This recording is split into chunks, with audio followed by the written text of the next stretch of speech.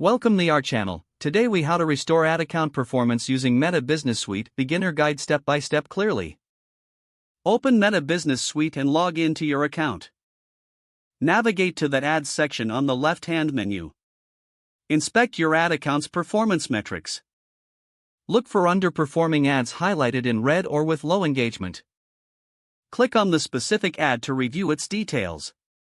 Analyze the target audience to ensure it is aligned with your goals. Check the ad's creative elements, including images and copy. Use the preview function to see how the ad appears to users. Adjust the targeting options if necessary, ensuring the right demographics are reached. Consider increasing the budget if the ad has potential but lacks exposure. Switch to A/B testing mode to compare different ad variations. Create new ad variations based on insights gathered. Review the performance of your landing page linked to the ad. Ensure the landing page is optimized for conversions and mobile friendly. Utilize the Insights tab for detailed audience engagement data. Identify trends and patterns in successful ads from your competitors. Set clear goals for your ad campaign moving forward. Monitor the performance regularly in the Meta Business Suite dashboard. Make iterative changes based on ongoing performance analysis.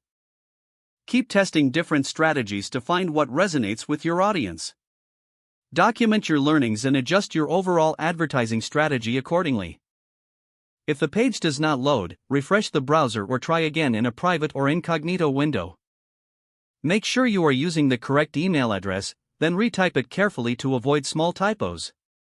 If your password is not accepted, use the reset option and create a new strong password you can remember. Check your spam folder for verification or security emails, then complete any requested confirmation steps.